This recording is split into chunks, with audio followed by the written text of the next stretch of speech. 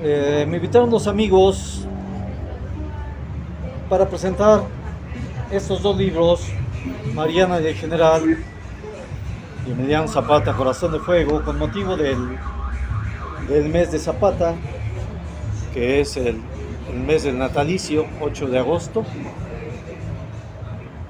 Todo el mundo recuerda el día del asesinato, el 10 de abril. Y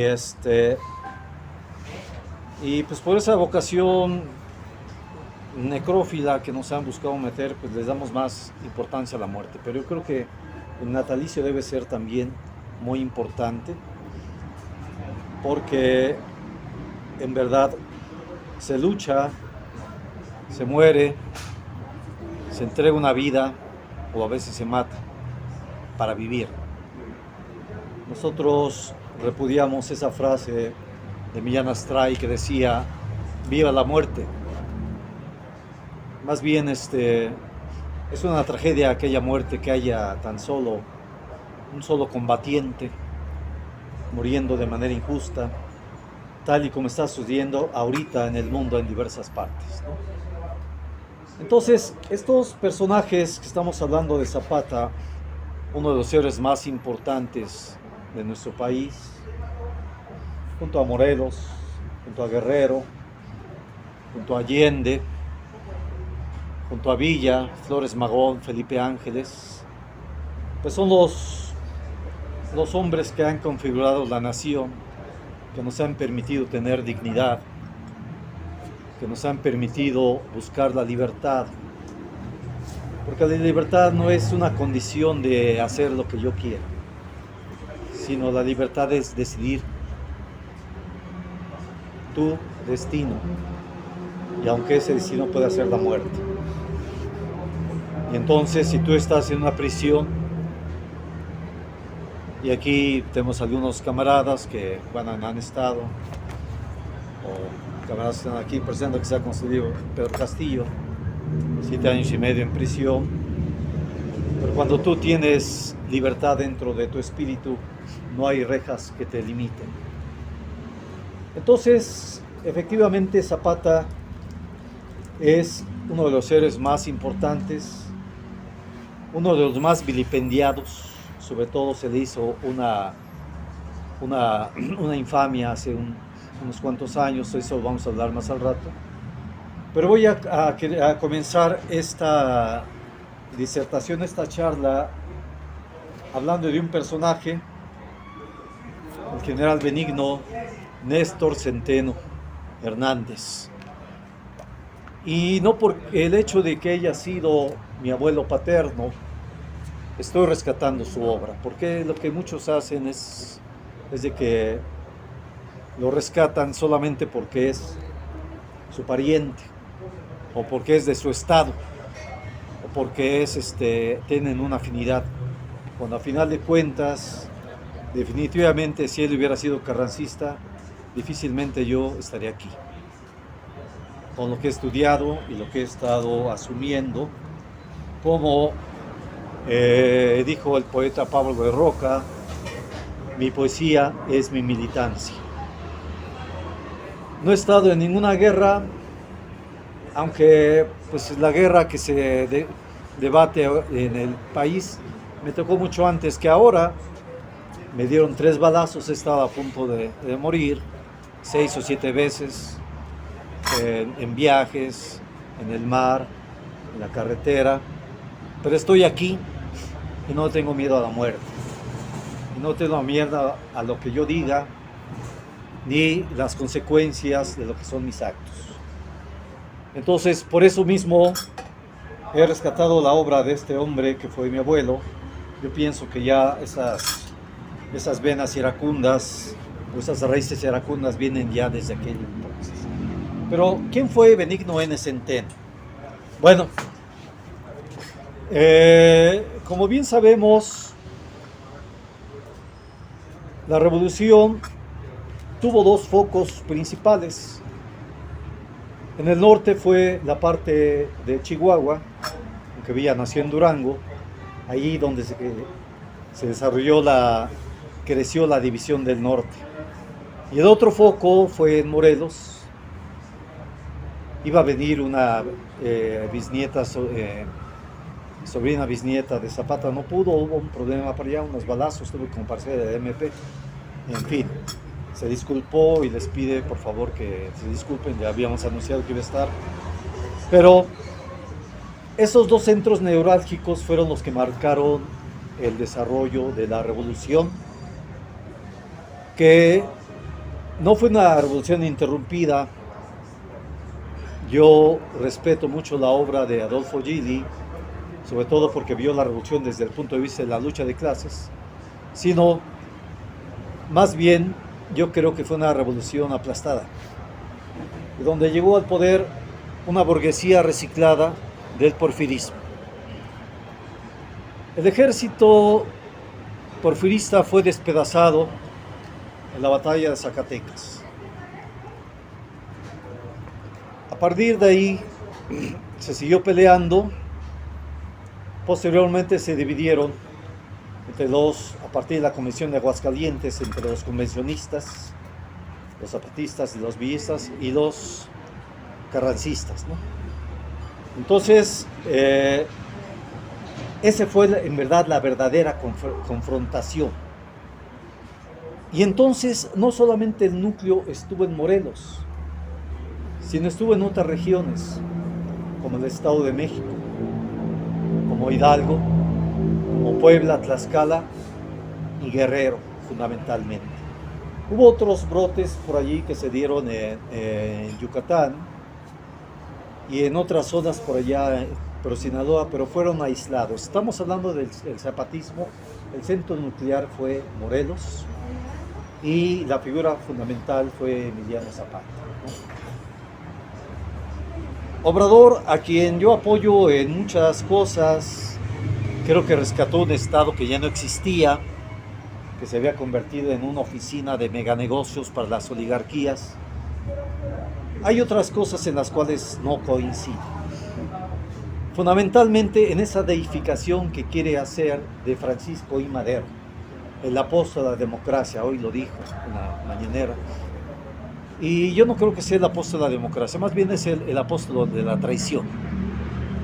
Porque no solamente traicionó a Zapata, sino traicionó al Plan de San Luis, que fueron dos ideales sobre los cuales dijo levantarse. Yo pienso que hay 4 héroes de la revolución. Básicamente, hay muchos personajes secundarios. Esos héroes, más que nada, son Ricardo Flores Magón, Francisco Villa, Emiliano Zapata y Felipe Ángeles. Son los 4 grandes. Los 4 pillos son, pues el primero ya es el reconocido universalmente como pillo, Victoriano Huerta. El otro es Carranza, el otro es Obregón y el cuarto es Francisco I. Madero. Que me disculpe Andrés Manuel López Obrador, yo respeto algunas cosas que hace.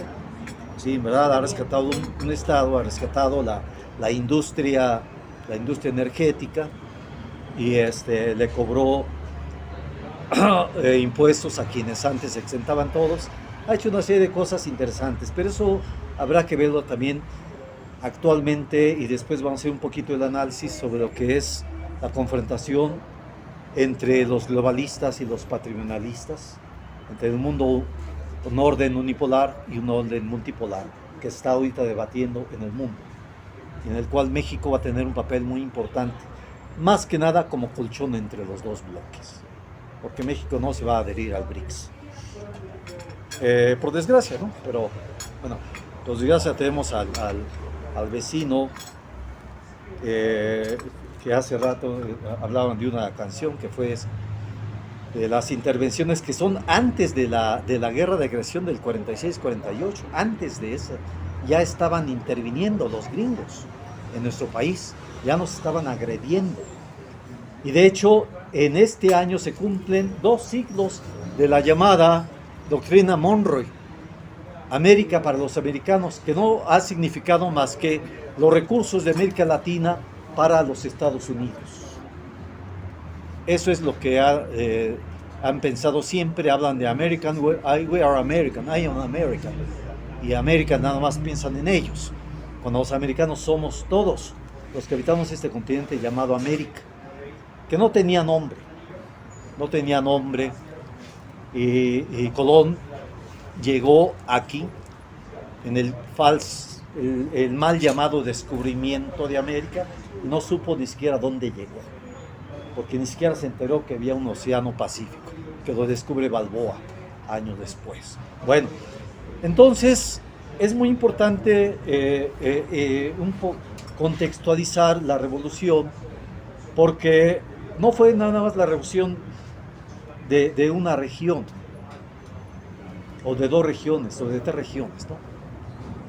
Y a pesar de que muchos sectores no se incorporaron, está el caso de los cristeros, todo el Bajío, ellos se levantan hasta cuando se da la guerra cristera, pero casi los ejércitos, los contingentes de Villa, sobre todo, se nutren de personas de otras regiones, ¿no? Más que nada del norte, ¿no?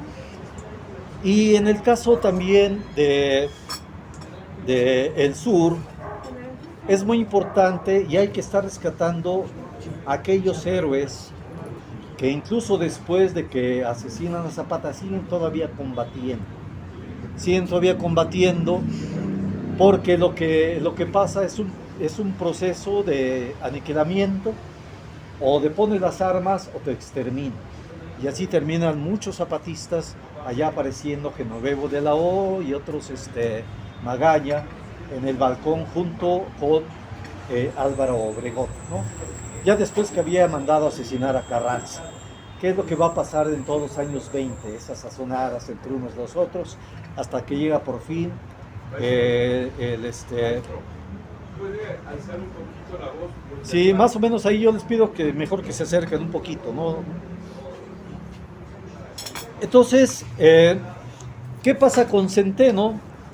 El general Centeno, porque después también hay otro Centeno, el hermano Algen Centeno, que también se incorpora a la revolución.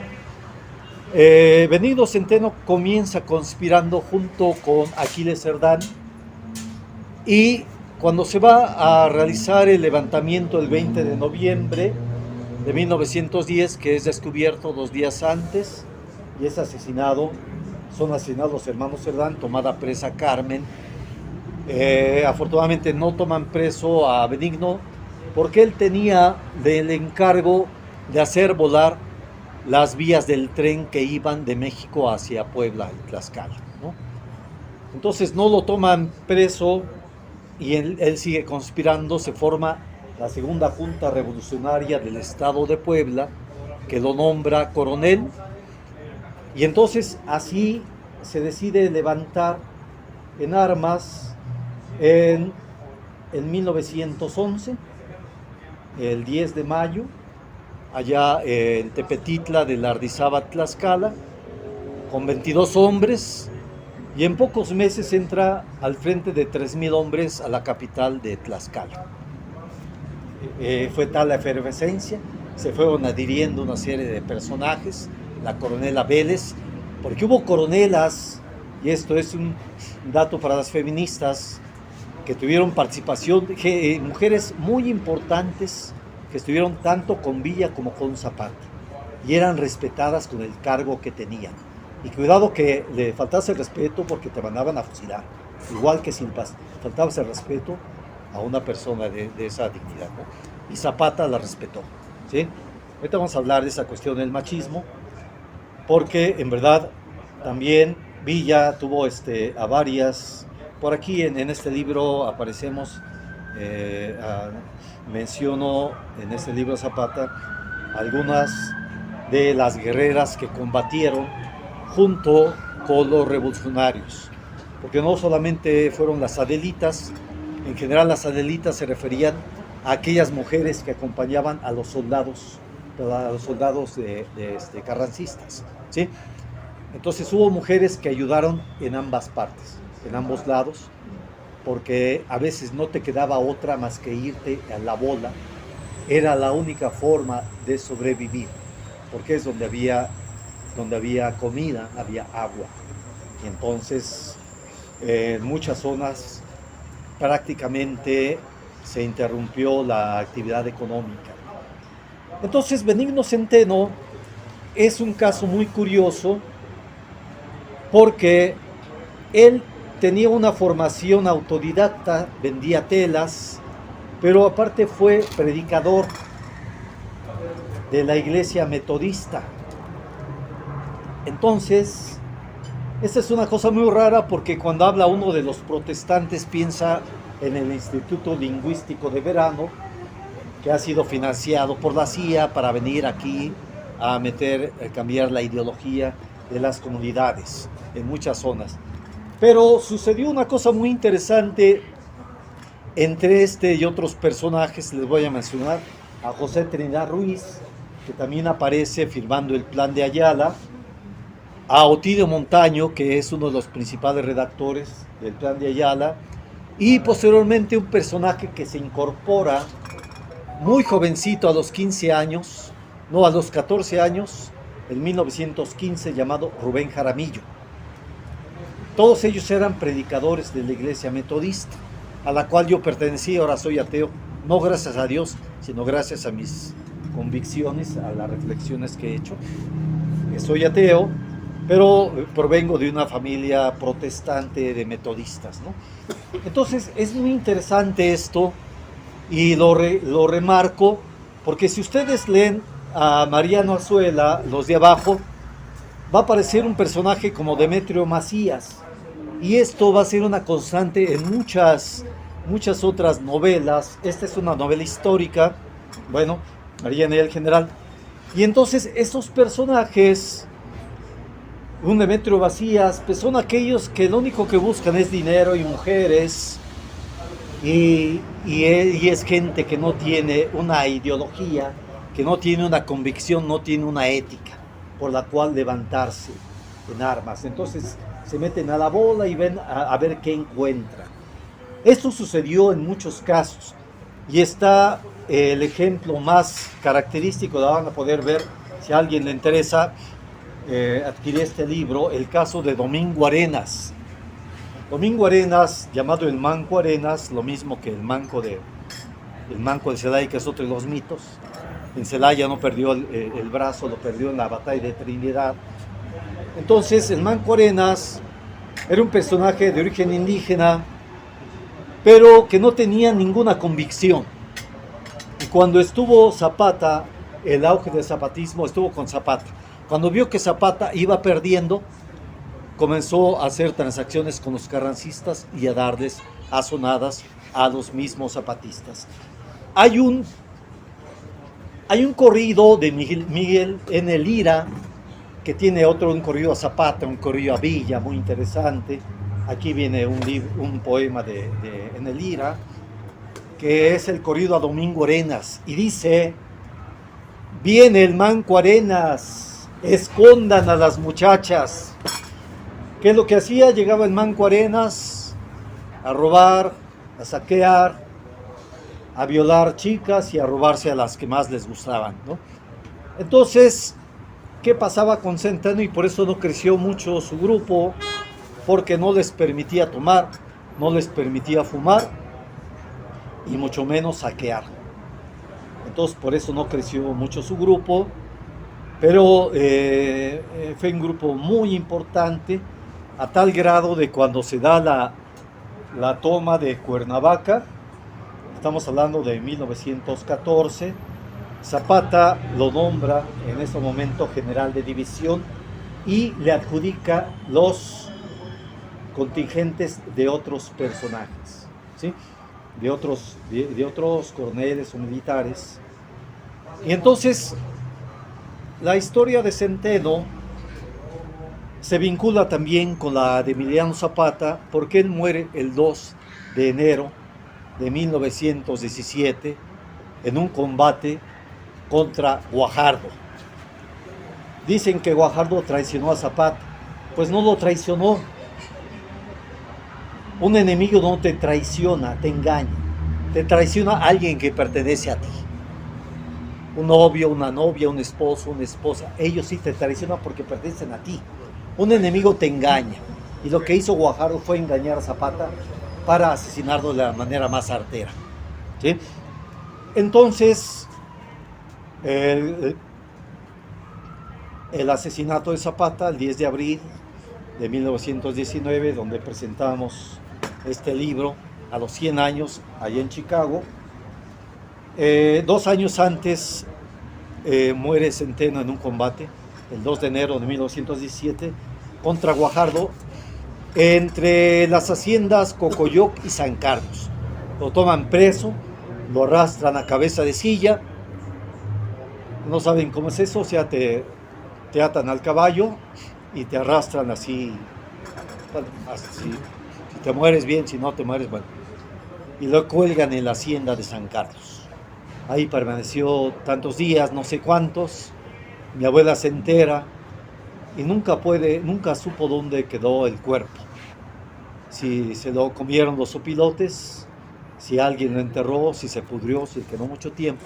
A veces los dejaban así, mucho tiempo, muchos meses.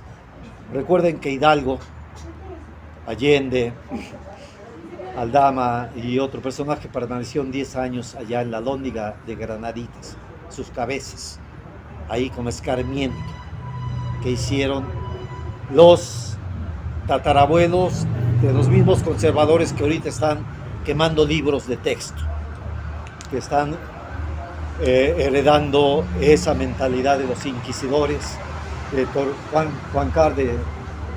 Tomás de Torquemada, Zumárraga, el obispo de Landa y todo ese tipo de asconetes, podemos llamarlos así.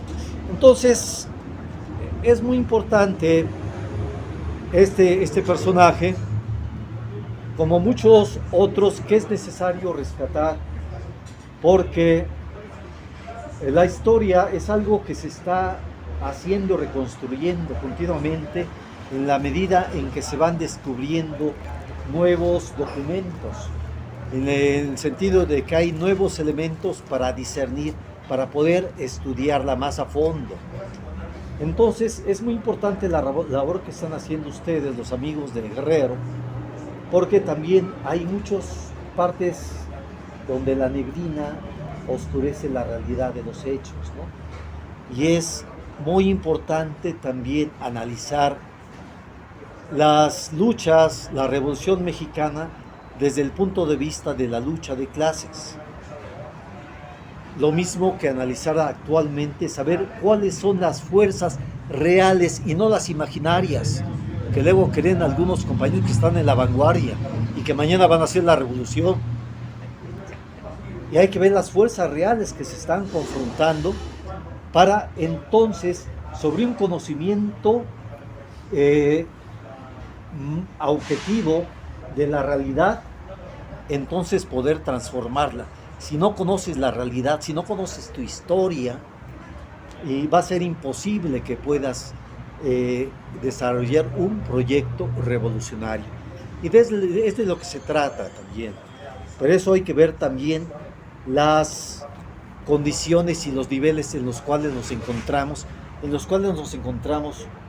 aquellos que estamos pensando tal vez en una sociedad, pues no digamos socialista, pero una sociedad donde las injusticias se disminuyan casi o desaparezcan, ¿no? Entonces creo que es muy importante esta labor de Benigno Centeno. Yo quería leer un fragmento, pero más bien lo voy a dejar para leer una parte de lo que es Emiliano Zapata. El problema del sonido, por ejemplo, me dice allá el compañero que no se escucha bien, es que es un problema, no tenemos sonido, tenemos aquí si esto fuera cerrado, no es cerrado, tenemos ahí los carros que están pasando y no se presta como para hacer una lectura así como quisiéramos, ¿no? En fin, pero no importa, estamos aquí y vamos a seguir platicando sobre lo que es Emiliano Zapata. Bien, entonces Benigno Centeno muere el 2 de enero de 1917 y la abuela, que aquí se alcanza a ver su imagen, ella vivió 97 años. Entonces se queda con 5 hijos y, como muchas mujeres de aquel entonces, tienen que trabajar no el doble, sino el triple, durísimo, para poder sacar adelante a esos hijos, y a todos los hijos los convierte en maestros, ¿sí? Entonces ella pues no tenía muchos conocimientos, que diga, muchas cosas luego no las entendía, como mucha gente no sigue entendiendo qué diablos pasó con la Revolución Mexicana, ¿sí? Creen que el PRI es resultado de la Revolución Mexicana, es el resultado del aplastamiento de los ejércitos campesinos, ¿sí? Entonces, eso es lo que no te lo dice la historia de manera frontal, porque duele. Y por desgracia, aquellos que más son conocidos, pues son de los historiadores los menos profundos, ¿no? Todo el mundo conoce a Krause. Krause no ha hecho historiografía. Agarra de aquí y recopila y como tiene todas las cámaras, pues todo el mundo conoce su historia. Bueno, él reproduce una parte de Centeno, ahí sale una foto donde está el general Centeno ahí con sus tropas, ¿no? En sus libros esos que sacaron allí, sacaron miles, ¿no? Decenas de miles de libros, ¿no? Pero entonces creo que es importante el análisis, la discusión, el debate, porque no se termina de debatir qué fue lo que pasó en aquella gesta, qué fue lo que sucedió posteriormente en los años 30, y ahora que está el debate de los libros de texto, yo decía a unos compañeros que quienes los defienden están 150 años retrasados, y quienes los impugnan están 4 o 5 siglos retrasados con una mentalidad medieval.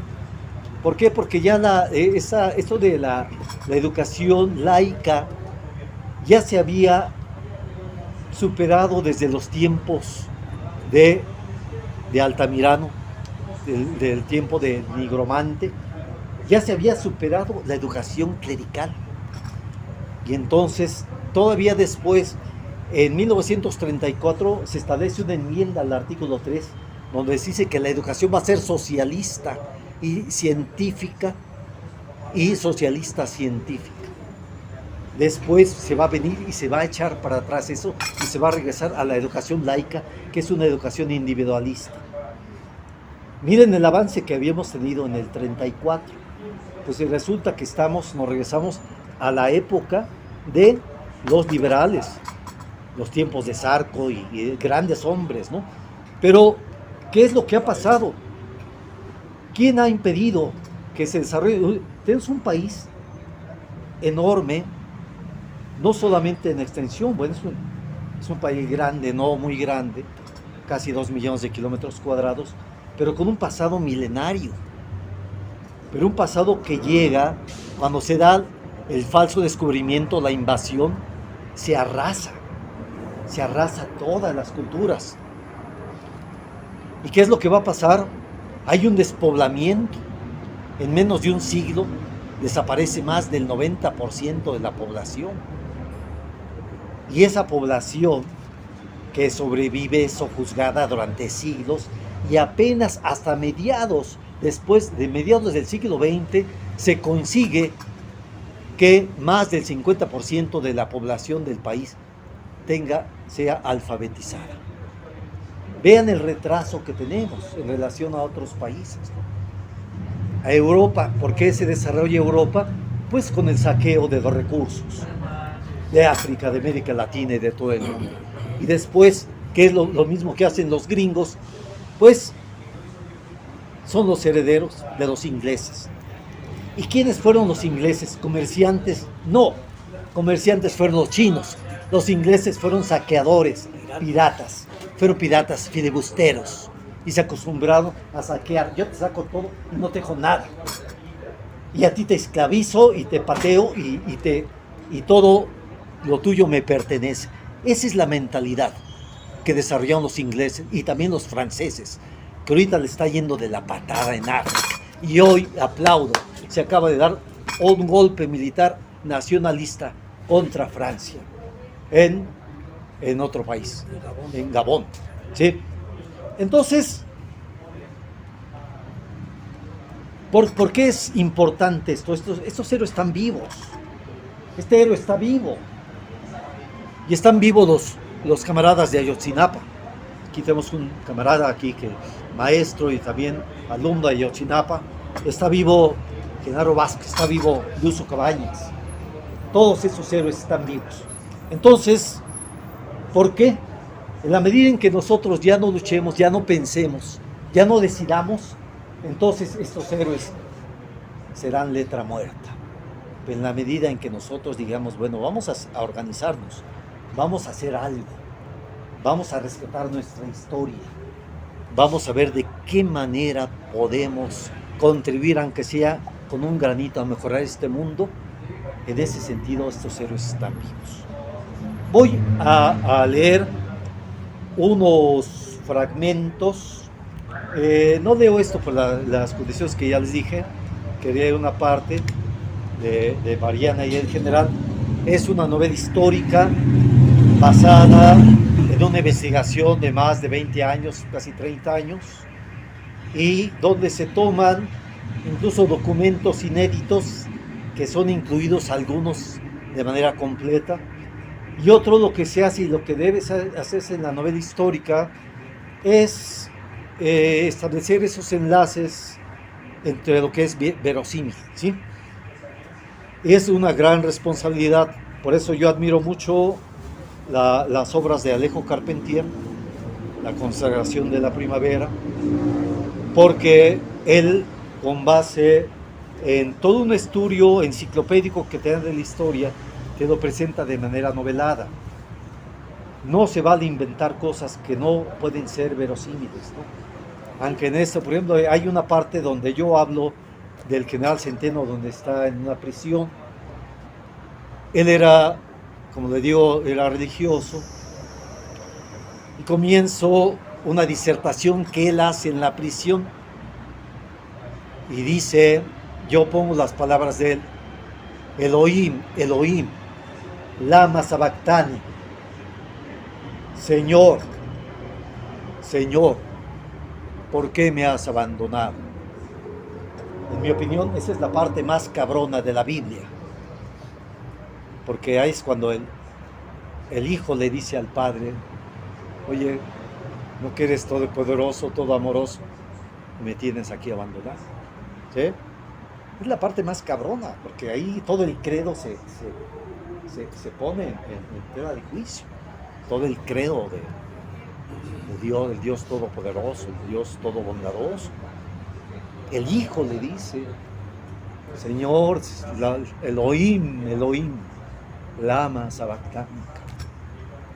Y entonces eso es importante porque también, queramos o no, todo lo que es la herencia judeo-cristiana, pues la tenemos aquí, adentro, en parte ya de los chips ahí, como tenemos también la herencia de los pueblos originarios, que es milenaria, es más antigua, que lo que es el pasado hebreo, ¿no? Entonces, si estamos hablando de Tehuacán, 5000 años antes de Cristo, que ya había maíz, antes que los olmecas, ¿no? Entonces, esta es una cosa muy importante. Por eso creo que Emiliano Zapata, y en este libro que presentamos allá en la comunidad hispana de Chicago, el 9 y el 10 de abril de 2019, me fui manejando junto con otro compa hasta allá. Nos quedamos botados varias veces, es parte también, pero bueno, no vamos a hablar de esas anécdotas, la dejamos para otra ocasión. Allá llegamos y pues afortunadamente en el transcurso yo me di cuenta que si no ha sido por la comunidad hispana nos hubiera llevado el carajo. Entonces la mano que nos hicieron al quedarnos botados varias veces, pero en fin llegamos allá. Presentamos el 9 y el 10 de abril en conmemoración, no celebración, conmemoración de la muerte de nuestro, digo nuestro, engloba a todos los mexicanos, guerrerenses de todas partes, general Emiliano Zapata. Entonces, Zapata, quiero decir unas cosas muy importantes. No vamos a estar ahondando en los detalles de que este chisme, el otro, uno. Zapata es uno de nuestros máximos héroes y sobre todo quiero decirles una cosa. Zapata, que era pequeño propietario, tenía sus parcelas propias, no se levanta por sus parcelas propias, se levanta por las tierras comunales que pertenecían a Nenecuilco y de las cuales él, como parte de la comunidad, reclamaba para todo el pueblo de Nenecuilco. Sobre todo, la hacienda del Hospital y la hacienda Coahuistla son las que arrebatan a la manera como no solamente los ingleses y los franceses, sino también los españoles y los portugueses, porque primero llegaron los imperios católicos y después llegaron los imperios protestantes, ¿no? Bueno, Francia entonces era católica hasta que llega Robespierre y bueno, es historia que ya conocemos, ¿no? Entonces, es muy importante señalar esto y en el sentido de que Zapata sigue representando todavía porque hay una gran cantidad de problemas todavía en el campo que no son resueltos. Se da la 4T, se avanza en muchas cosas, pero hay muchos vicios, hay muchas inercias, hay un pasado criminal heredado de todos los gobiernos, solamente lo que llama el Obrador el neoliberalismo 36, sino todo el priismo. Es un pasado criminal. Simplemente recordemos, pues allá cerquita de Guerrero, la muerte de Rubén Jaramillo, ya el asesinato de él y toda su familia en la zona arqueológica de Xochicalco. Nada más para darles un caso, ¿no? Vamos a hablar de cantidad de cosas, ¿no? Cantidad de asesinatos colectivos. Bueno, lo más reciente, entre lo más reciente Ayotzinapa, Aguas Blancas. Entonces, hay una serie de cosas en las cuales se forma un gobierno y pues muchas veces se aplica el método Jacob. Es que la comunidad escogimos al compadre que nos va a representar, ¿sí? Con el movimiento Morena ahí, y llega Jacob, no, es que no es el compadre, es el amigo que es acá del PAN. Ese era el método Jacob, ¿no? Entonces, pues, ¿de qué se trata? ¿No? Son muchas inercias que todavía hay en la 4T y yo no soy de la 4T, yo tengo diálogo y debate con ellos y les digo, es que ustedes como comunidad tienen que pelear porque se respete su soberanía como comunidades de base. Y los que ustedes decidan, ellos son los que deben ir y no el que le impongan arriba. Esa es una cuestión a nivel del país, ¿no? Que debe... Y hay una cantidad de cosas que no se han resuelto. Creo definitivamente que no es lo mismo. No es lo mismo la 4T que el PRIAN. Son dos proyectos distintos. La 4T es un proyecto capitalista nacionalista. El PRIAN es un proyecto capitalista entreguista. Entonces, y lo que hicieron en todo ese tiempo fue desmantelar el Estado. Y lo hubieran desmantelado al completo, ¿no? Otra gestión, si nos ha tocado un Peñita Nieto en la guerra y en la pandemia, quién sabe cómo nos estaría yendo. De por sí no estamos muy bien, pero cómo nos estaría yendo. Entonces creo que es muy importante, sobre todo ahora que Zapata, pues hace unos años también la comunidad homosexual lo agredió. Y no solamente fue la comunidad sexual, sino también en esos 3 cuadros denigratorios de Zapata que hicieron ahí en Bellas Artes, se centró más en lo que fue el caso del Zapata gay. Por ahí le comenté a mi amigo y después les va a poder, le contacté, un manifiesto que hicimos, creo que tú lo filmaste, ¿no? Precisamente en 2020, también lo filmó Rama y lo pueden buscar en YouTube. Dice, ¿cómo se llama? Arte, no es causalidad, espacio crítico, manifiesto por Zapata. Lo buscan en YouTube. Entonces ahí establecimos una cosa: no estamos en contra de la comunidad homosexual, estamos por el respeto a la diversidad, a que escojas tú que decidas, pero ya sobre todo en la medida en que ya seas una persona adulta y que escojas lo que tú quieras, ¿no? Pero el hecho de que aprovechen la figura de Zapata para autopromocionarse, y yo ahí mencioné el pintor homosexual cuyo nombre será olvidado. ¿Quién se acuerda del nombre de aquel tipo? Nadie, ¿no? ¿Por qué? Porque fue un oportunista, ¿no? Y fueron a apoyarlo no porque tuviera la razón, sino porque estaban agrediendo a la comunidad homosexual. Y no se trata de eso. Se trata de que haya respeto, pero si quieren respeto, que respeten también. Y en este sentido, hay que recordar también, sobre todo, la labor que han estado haciendo las ONGs, y detrás de ellas personajes siniestros como George Soros, cuyo objetivo también es dividir, confrontar a la población. Y ahí están los que yo llamo anarconinjas, que ¿qué hicieron allá en Ciudad Universitaria? Vandalizaron los libros, destruyeron la librería, vandalizaron hace un mes, vandalizaron el mural de Siqueiros y han quemado 1 o 2 veces la bandera nacional. ¿Qué reclamaría esto?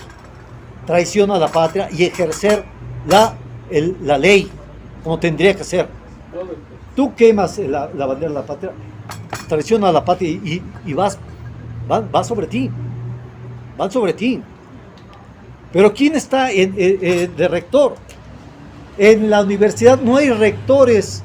Desde que Pablo González Casanova, el último rector, y el penúltimo, Javier Barros Sierra, fueron los rectores. Ellos sí eran rectores con R mayúscula. Los demás han sido secretarios de Estado, unos represores y otros un mediocre como es Graue, que no hace más que meter la cabeza en el lodo. Esa gente no merece decirse rector. No es rector de nada. No representa a nadie. Es rector. ¿Sí? ¿Sí? Entonces, es muy importante esto. ¿Y por qué lo digo aquí? Porque la educación, y ahorita que está este debate, es fundamental. Es fundamental que tengamos una educación, pero una educación científica. Una educación científica y donde el pueblo mexicano tenga acceso a todos los conocimientos universales y podamos desarrollar nuestra propia tecnología y nuestra propia ciencia, porque estamos muy rezagados. Estamos muy rezagados y ese bombardeo que hacen sobre todo a la juventud, pero a todos nosotros, ese bombardeo ideológico, es algo contra lo cual tenemos que combatir tremendamente, porque lo que hacen es destruir todo tipo de valores y fomentar un individualismo y disculpen la palabra, un valemadrismo. Me vale madres todo, yo nada más estoy por mí. Y por eso un asconete como Javier Milei, ahorita tuvo la votación en Argentina, mayoritaria, sobre todo por la votación de los jóvenes, de los TikToks, los que están viendo lo inmediato y los que no profundizan. Tenemos que ir en contra de eso. Tenemos que ir por una educación con profundidad en todos los aspectos. Las ciencias, no solamente las ciencias físico-matemáticas, sino las ciencias sociales, las ciencias de la tierra. En todo, tenemos la capacidad, tenemos los recursos. Hay que buscar que esa educación profunda le llegue a toda la mayoría. hay que luchar también en todos los ámbitos, el ámbito no solamente educativo, el ámbito cultural. ¿Qué hace, por ejemplo, la doctora Claudia Sheinbaum? Ni siquiera conocía al grupo ese que fue a cantar narcocorridos ahí al Zócalo. Dice, pues yo ni los conozco, yo tampoco, menos. Oigan, ¿qué cosa? ¿Qué pasa? Y les pagan 20 millones de pesos. Aquí pues tenemos que pagar nuestro cafecito. Vean la diferencia, ¿sí? Entonces, ¿para dónde van esos recursos? Esos recursos que tenían que destinarse para fomentar la cultura en todo el país, ¿no? Para fomentar la ciencia. Entonces, sí se ha avanzado, se está avanzando, no como se debiera, pero en verdad creo que es importante desarrollar el debate, estudiar, y no terminar de estudiar y sobre todo no dejarse llevar por la inmediatez. Ese tipo de conocimiento, entre comillas, de lo inmediato, del TikTok, de esto, lo vano, lo superfluo, ¿no? Entonces yo quiero terminar esta intervención donde hablamos de dos personajes, sobre todo leyendo una parte, el principio y el final de este libro, que es una exaltación en prosa poética de nuestro general Zapata. Dice: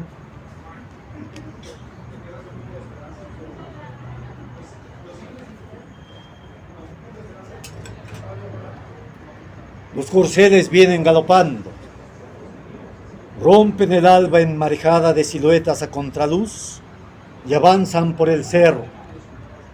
Los jinetes hunden espuelas de cactus en los quijares de la tierra y el tamborileo revela el poderío de la tropa. Miles de guerreros atraviesan las páginas de los años e irrumpen sobre la frente de la memoria patria. El oriente, ¿está para acá? El oriente es un penacho de plumas en incendio, y los rostros de los hombres que avanzan retoman en sus pupilas las flamas de remotas epopeyas. Al frente del ejército viene el general, comandante de águilas y jaguares, capitán de centauros. Emiliano Zapata encabeza al ejército libertador. Los guerreros cabalgan en una carrera que se remonta a siglos. Es un estratovolcán de marejadas ígneas, asentadas sobre el país en hecatombes, acumulando capas de cráneos y cenizas. Cabalgan sobre la vida y la muerte en el timbal de la llanura, sobre la madre patria, henchida de huesos y vainas, de mazorcas y cruces. Pasan sobre nosotros y prosiguen arrastrando el sol hacia el cenit. Y la parte final. Zapata vibra en el diapasón del ejército que estremece al mundo. Sube esa marea convertida en árbol de la tierra al cielo. Es un framboyán donde cada hoja es banderola de iluminados rostros. Aquí el ramaje, con los 43 muchachos de la normal Isidro Burgos. Por allá los ramajes de Acteal y de Aguas Blancas, y más allá los de la Plaza de las Tres Culturas y del 10 de junio. Todos los asesinados por la injusticia y los combatientes por la libertad agitan el árbol que se vuelve un huracán, y el huracán avanza como un arado gigantesco en la parcela del presente, y se desata la tormenta. Llueve sobre el erial de México. Es hora de sembrar. La tierra es nuestra. Es hora de pelear por la cosecha. Gracias.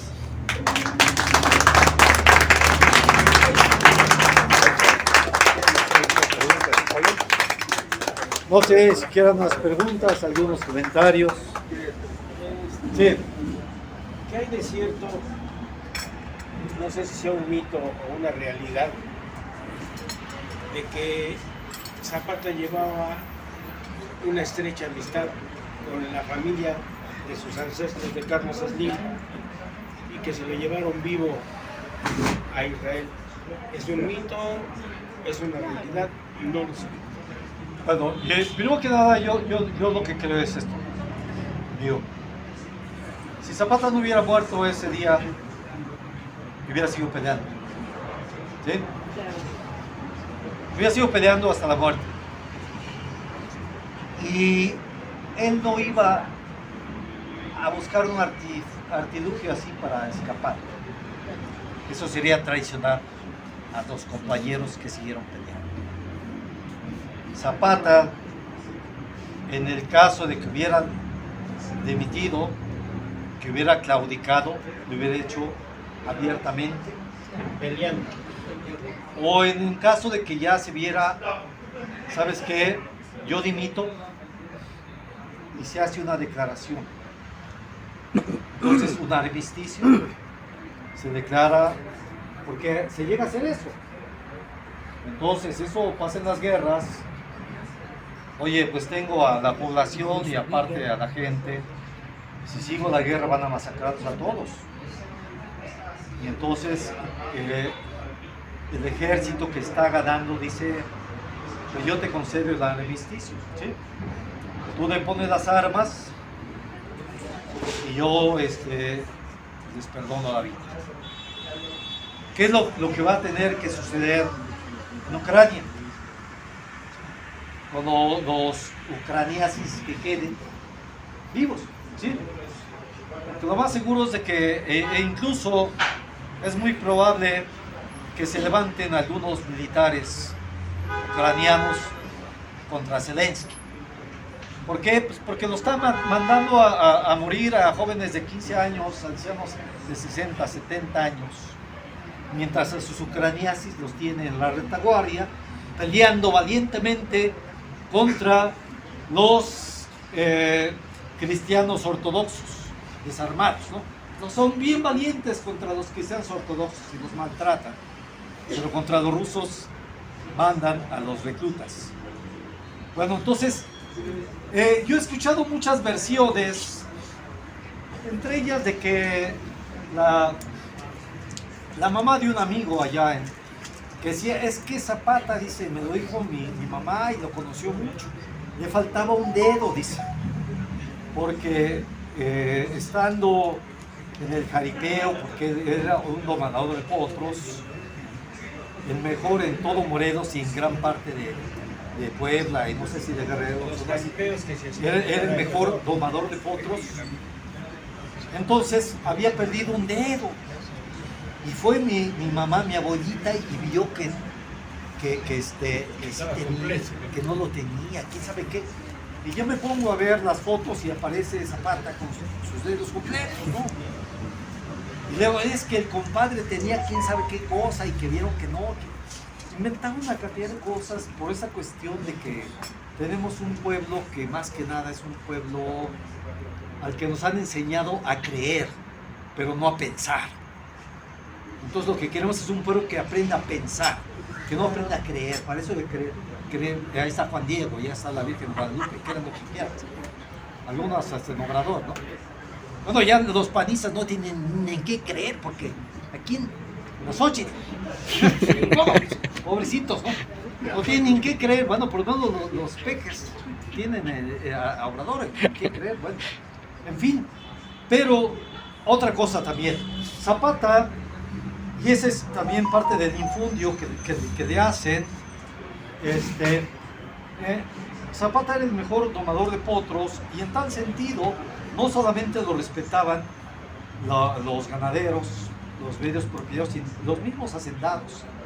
Ya hay la historia de que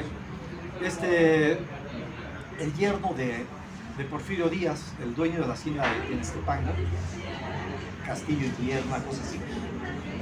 Entonces, él le pidió los servicios, porque varias veces los caballos nadie los podía tomar. Y ahí, por ahí, parece que en una boda de la hija, un caballo se encabritó y nadie lo podía tomar. Llama a Zapata. Llegó Zapata y al cabo de un tiempo tomó el caballo. Aquí está otro. Entonces le tenían mucho respeto. Ese cuate era homosexual. Tenía a su esposa, que era la hija de Porfirio Díaz, tenía a sus amantes. Pero entonces tú ya no puedes tener una relación de amistad o de trabajo con un homosexual, porque van a decir que eres homosexual. Y eso fue lo que inventaron esta gente. Ese chisme de que Zapata, que porque incluso lo escondió en cierto tiempo para que no lo reclutaran de EVA, querían llevarlo de EVA. Entonces inventaron de que era homosexual y de que Zapata le andaba dando por ahí a aquel cuate. Y entonces, ¿qué es lo que pasa? ¿No? De que este cuate respetaba mucho a Zapata. Y entonces, si Zapata hubiera sido en aquel tiempo homosexual, la prensa de ese tiempo lo hubiera acabado. Lo hubiera acabado. Zapata era un mujeriego, lo sabemos, todo el mundo sabe. Dejó muchos De hijos por todos lados, ¿sí? Tenía varias mujeres, Villa tenía mujeres, pero Villa no, nada de que las violaba, se casaba con ellas. Se casaba con ellas, se casaba con quién sabe con cuántas mujeres, ¿no? Pero en caso remoto de que hubiera sido, era su bronca, pero a mí me enfada eso de que sobre un chisme te enarbolan toda una historia que resulta pues, una mentira. ¿Para qué? Pues para tener links, para poder vender y hacer una serie de cosas. Y a final de cuentas entrar de esto de narrativa de destrucción de los héroes y de división y de confrontación del pueblo. Que detrás de esto, de estas ONGs y de estos grupos, los anarconinjas, está la gente allá, los Estados Unidos. Y son los que a través de la Rand Corporation y otras trazan esos proyectos para destruir. Entonces, lo cierto es esto: todos los hacendados de la región respetaban a Zapata. Incluso cuando él se levanta, pues llega un momento en que buscan establecer, oye, espérame, respeta mis haciendas, ¿sabes qué? Pues reparte, regresa lo que tú nos diste. Y cuando después de que se reúnen en Xochimilco y se regresa Villa al norte, de hecho al Bajío para las batallas, y Zapata se regresa a Morelos, él lo que hace ahí en ese entonces, le restablece todas las tierras comunales arrebatadas por los hacendados y establece la comuna, restablece la comuna en Morelos, la comuna de origen precolombino, precuauhtémico. Yo no digo precolombiano, ni precuauhtémico, ¿sí?